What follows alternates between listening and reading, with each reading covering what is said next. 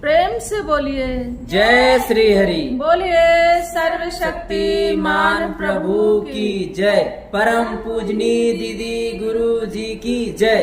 कहा जाता है कि रिश्ते मोती की तरह हैं। रिश्ते मोती की तरह होते हैं। अगर टूट कर बिखर जाए तो पुनः झुककर उसे उठा लें। इसी तरह रिश्ते में भी होता है।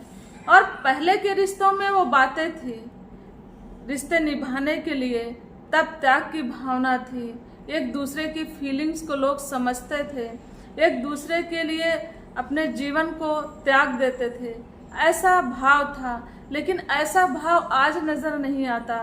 वो चाहे पति पत्नी का रिश्ता हो, माता पिता का रिश्ता हो, कोई भी रिश्ता देख लीजिए, सिर्फ रिश्ते निभाए जाते हैं।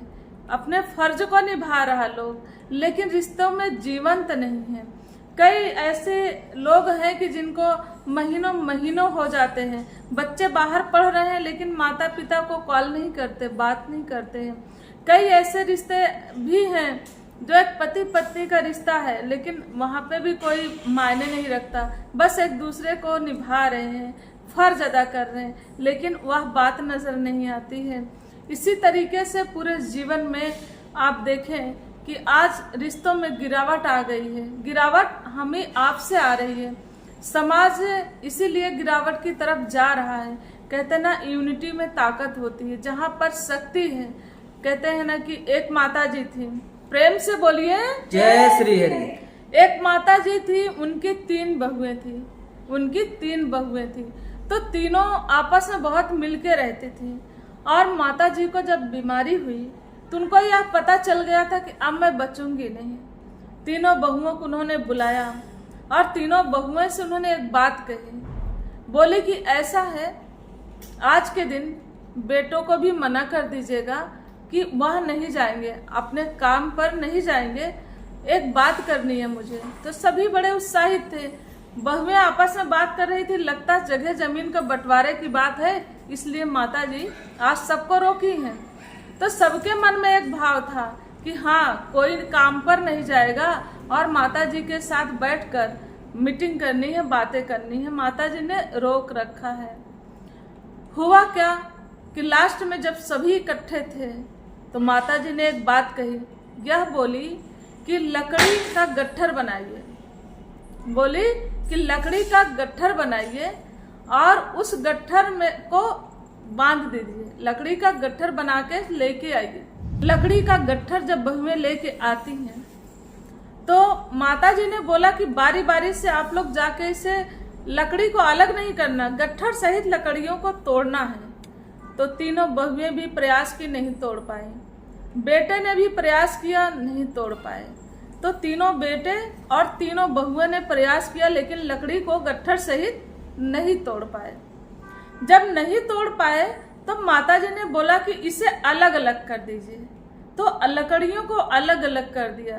फिर उन्होंने बहुओं को बोला कि अब इसे तोड़ो, एक एक लकड़ियों को तोड़ दो। तब उन्होंने प्रयास किया, लकड़ियां टूट गई। इसी तरीके से बेटे से भी बोला कि अब एक एक लकड़ी को तोड़ दो। तब वो लोग भी तोड़ दिए। इस तरीके से करके सारी लकड़ियां अलग अलग टूट गई। तब माता जी ने यही बात समझाई कि जब आप अलग अलग होते हो तो लोग आप पे अटैक कर सकते हैं, लोग अपनी नीति में सफल हो सकते हैं। लेकिन अगर आप एक रहोगे तो एक की जो कहते हैं ना, यूनिटी की ताकत होती है, एकता की जो ताकत होती है, उसे कोई तोड़ नहीं सकता है। इसलिए आप सबको समझाना चाहते हैं कि परिवार में अपने सामंजस्य बना के रखें। रिश्तों में जीवंत होना चाहिए। रिश्तों के लिए अपने प्राण की भी आहुति देना पड़े, त्याग करना पड़े तो प्राण भी त्याग दें, लेकिन रिश्तों का नहीं। क्योंकि रिश्ता नहीं है तो संसार में है क्या? सारे स्वार्थ के रिश्ते हैं। आपको बाहर की दुनिया में माता पिता को छोड़ के बाहरी दुनिया में आप देखोगे, स्वार्थ से ही लोग आपको अपनाएंगे। आपकी चीजें बनी हैं, आप सेटल हो, आपके पास पैसा है, आपके पास पावर है, आपके पास शक्ति समर्था है, आप स्वस्थ हैं पूर्णतः, आप कुछ कर सकते हैं, तब तो आपसे लोग रिश्ता रखेंगे। नहीं तो आपको यूं ही पहचानने से मना कर देंगे। कहाँ आप भटक रहे हो, किस रिश्तों में खोए पड़े हो? संसार का कोई रिश्ता होता है?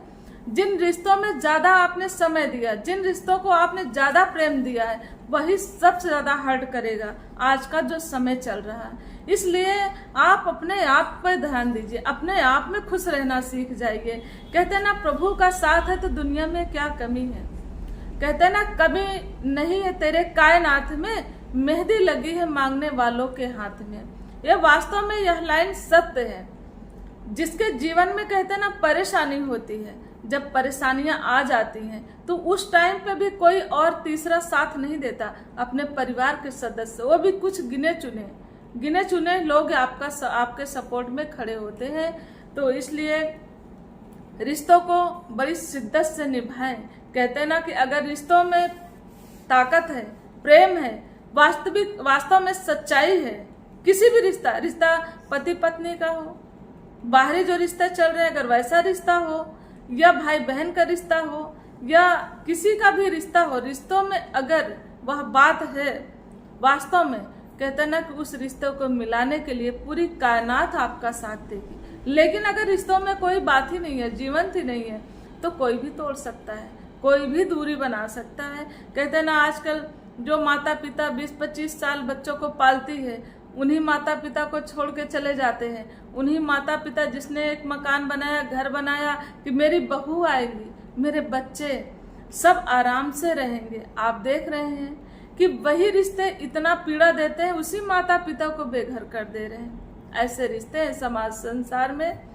तो हर रिश्ता झूठा है, प्रभु परमात्मा का रिश्ता सच्चा है। इससे सच्ची प्रीति लगा लीजिए। इतनी खुशी है, इतना प्रेम है, इतना सुकून है कि आप इसको कहीं और चीजों में नहीं ढूंढ सकते, ना कहीं मिलेगा, कहीं नहीं मिल सकता। यह जो प्रभु परमात्मा के चरणों में प्यार है, जो इनकी प्रीति में सुख है, वह कहीं और नहीं आप ढूंढ सकते हैं। निस्वार्थ आपके साथ रहते, निस्वार्थ आपकी रक्षा करते हैं, निस्वार्थ आपको इस संसार में भेजा है और वापस जाना भी है, यह भूल जाते हैं। इसलिए हर रिश्तों को इतना दुख दर्द पीड़ा देते हैं, कितना इंसान को गिरा दें। अगर आप थोड़ा सा सुपीरियर हैं तो अपने छोटे को कितना दबा दें, कितना हर्ट कर दें, किस लेवल से उसे परेशान कर दें। ऐसी सोच से लोग आज के समय में परिपूर्ण है। इसके वजह से इंसान के जीवन में दुख परेशानी ज्यादा है। और कहते हैं ना कि अकेले दुख को सहते हैं। पहले कोई कहते हैं ना, माता पिता का कंधा मिल जाए रोने के लिए तो कोई दुख बहुत बड़ा नहीं लगता है, लेकिन आज तो माता पिता ही तरसते हैं कि किसी बच्चे का कंधा मिल जाए मुझे अपनी पीड़ा कहने के लिए। ऐसा युग चल रहा है। इसलिए बड़ी सावधानी से अपने जिंदगी को जिए, बहुत ही सावधानी पूर्वक जिए। और अगर वास्तव में वास्तविक परमानंद की प्राप्ति करनी है, परमानेंट सुख की चाहना कामना है, परमानेंट सुख चाहते हैं, तो प्रभु के चरणों से अपनी प्रीति लगा लें। सेवा सुमरन सत्संग अपने जीवन का अंग बना लें। इनसे अगर आप रिश्ता जोड़ते हो तो समझो कि पूरी कायनात आपका साथ देगी। किसी भी विपरीत परिस्थितियों में भी आप परेशान नहीं होंगे। उस परिस्थितियों से निकालने के लिए यह प्रभु परमात्मा काफी है। नाम स्मरण करते रहिए। जीवन में कितनी भी कठिन परिस्थितियां क्यों ना आ जाए, देखिए यूं ही हंसते हंसते टल जाएगी, आपको पता नहीं चलेगा। नहीं तो आप करके देख लो, कितने लोग ऐसे हैं जो फांसी के फंदे पे लटकने जा रहे थे, उनको भी प्रभु ने अपना प्यार देके सत्कार देके बचाया है। जो प्रभु का स्मरण करते हैं उनको बहुत बड़ी परीक्षा से गुजरना पड़ता है। आप परीक्षाओं में फेल हो जाते हो, आप हताश निराश हो जाते हो, इसलिए आप आगे कुछ नहीं कर पाते हो। बहुत बड़ी बड़ी परीक्षाएं आपको देनी पड़ेगी प्रभु परमात्मा के दर पर। तो घबराए ना, परेशान ना हो, प्रभु का दामन ना छोड़े। यही याचना, यही प्रार्थना है। समस्त जगत के लिए यही प्रार्थना है कि एक प्रेम भरी, कहते ना, एक प्रेम पूर्वक अपना जीवन तो जिए, पूरे समस्त जगत को भी यही प्रेरणा दे। अगर संसार में प्यार होगा, संसार में एक दूसरे से प्रीति करेंगे, एक दूसरे से निस्वार्थ प्रेम करेंगे, तो यह भी एक सुंदर बगीचे की तरह शोभायमान हो जाएगा। जैसे एक कहते हैं ना, बगीचा होता है, सुंदर सुंदर फूल होते हैं और उन फूलों में प्रभु परमात्मा की खुशबू होती है। तो उसी तरीके से प्रभु की कृपा जहाँ बन जाएगी वहीं पे सारी चीज़ें आपको मिलती जाएगी। और कहते हैं ना कि पूरी कायनात आपके सपोर्ट में खड़ी हो जाएगी। आप देखना, करके तो देखो, प्रभु से प्रीति लगा के तो देखो।